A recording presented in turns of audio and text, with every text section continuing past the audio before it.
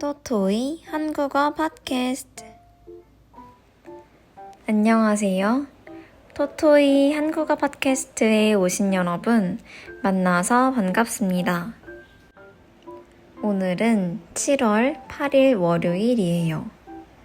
다들 주말 잘 보내셨나요? 저는 주말에 친구를 만났어요. 오랜만에 만난 친구랑 맛있는 밥도 먹고 카페에 가서 맛있는 디저트도 먹었어요. 같이 도서관에 다녀오기도 했습니다. 여러분들은 보통 친구를 만나면 무엇을 하는지 궁금해요. 오늘은 한국의 여러 가지 명절에 대해 이야기를 해볼까 해요. 한국의 대표적인 명절과 그날에 하는 것들, 그리고 명절에 어른들이 많이 하는 잔소리에 대해 알아보아요. 먼저 명절이 무엇인지 알려줄게요. 명절은 나라에서 정해두고 축하하는 기념일인데요. 매년 일정하게 즐기거나 기념하는 날이에요. 한국에는 여러 명절이 있지만 그 중에서도 가장 대표적인 명절이 두 가지 있어요. 바로 설날과 추석이에요. 먼저 설날은 음력 1월 1일로 한국의 새해 첫날을 기념하는 중요한 날이에요. 가족들이 함께 모여 새해를 맞이하며 조상님을 기리는 전통의식을 진행해요. 어른이 되면 가족들과 멀리 떨어져 살기도 하는데요. 이런 명절에 오랜만에 가족들의 얼굴도 보고 그동안 어떻게 지냈는지 이런저런 대화를 나눠요. 한국에서 설날에 꼭 하는 것들이 있는데요. 설날의 전통에는 이런 것들이 있어요. 첫 번째는 차례 지내기예요. 차례는 조상님들께 감사하는 마음을 전하며 제사를 지내는 의식이에요. 차례를 지내려면 여러 가지 음식을 준비해야 해요. 한과, 대추, 밤, 사과와 배, 여러 가지 나물, 식혜, 육전, 조기라는 생선, 고깃국, 송편 등을 올려요. 이렇게 차례상에 올라가는 음식이 굉장히 다양해요. 그래서 보통 명절이 다가오면 하루 전이나 이틀 전부터 음식을 준비하기도 해요. 또 요즘에는 음식의 가짓수를 줄이기도 하고 있어요. 두 번째는 세배하기예요. 세배는 어른들께 새해 인사를 드리는 의식이에요. 어린이나 청소년들이 부모님, 친척들에게 큰 절을 올리면 어른들은 덕담과 함께 세뱃돈을 줘요. 덕담은 다른 사람이 잘 되기를 비는 말이에요. 건강해라처럼요. 또 세뱃돈은 말 그대로 세배를 하면 주는 돈이에요. 요즘에는 초등학생들이 받은 세뱃돈이 10년 사이에 3배가 올랐다고 해요. 어른들은 세뱃돈을 얼마를 줘야 되나 조금 고민될 것 같아요. 세 번째는 떡국 먹기예요. 설날 아침에는 꼭 떡국을 먹어요. 떡국을 먹으면 나이를 1살 더 먹는다는 의미가 있거든요. 실제로는 떡국을 많이 먹어도 나이가 많아지지는 않아요.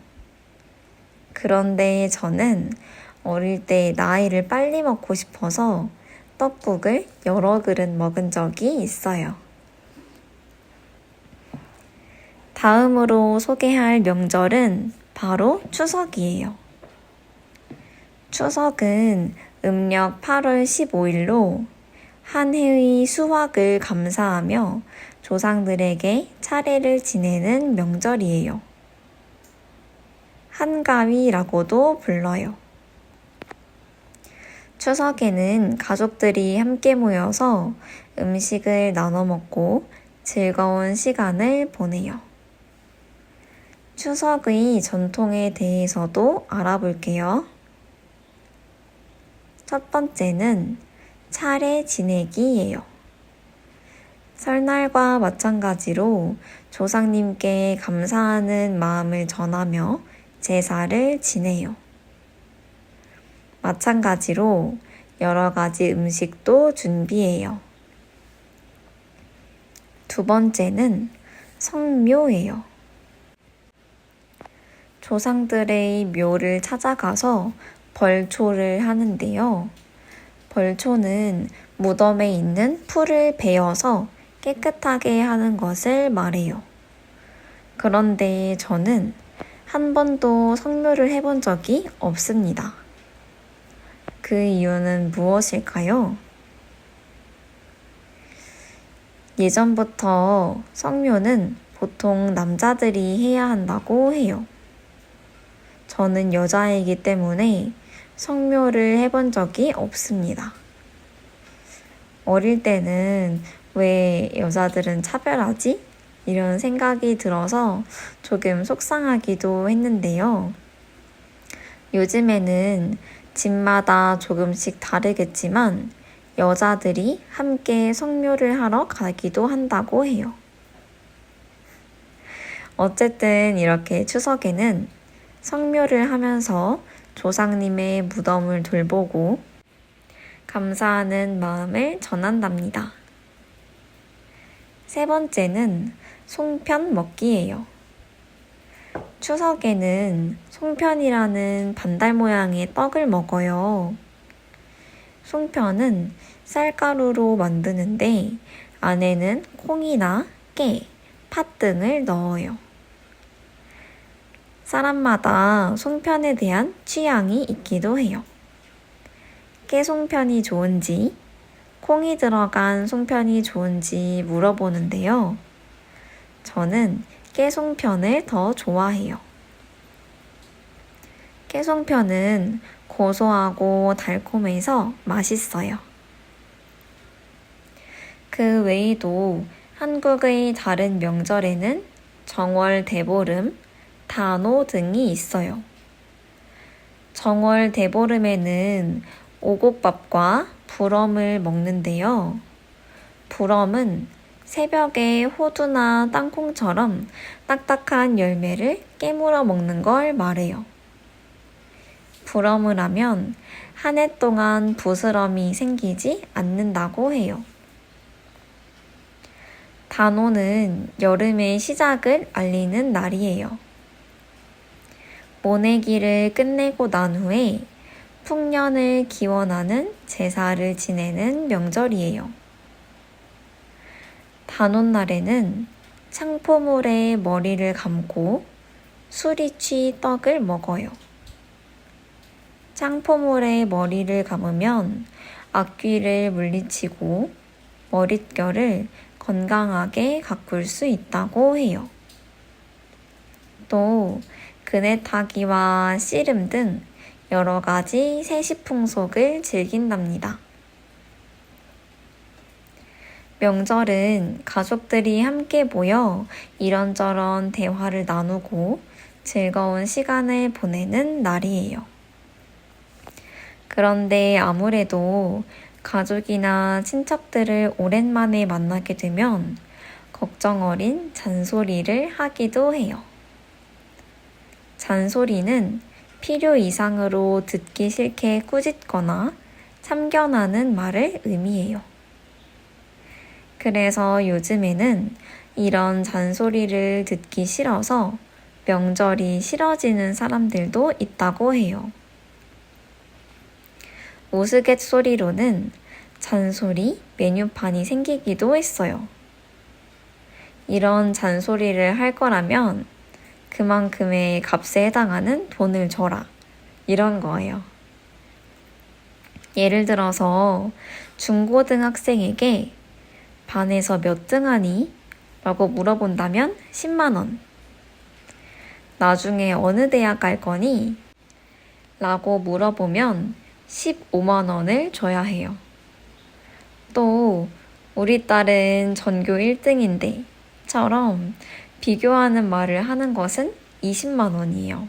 진짜 비싸죠? 직장인에게 애인 있니? 라고 물어보는 건 10만 원. 돈은 많이 모았어? 라고 물어보는 질문도 10만 원이에요. 이제 슬슬 결혼해야지 라는 말은 무려 50만 원입니다. 이때 이게 다 너 잘 되라고 하는 소리야 라고 말한다면 70만 원을 줘야 해요.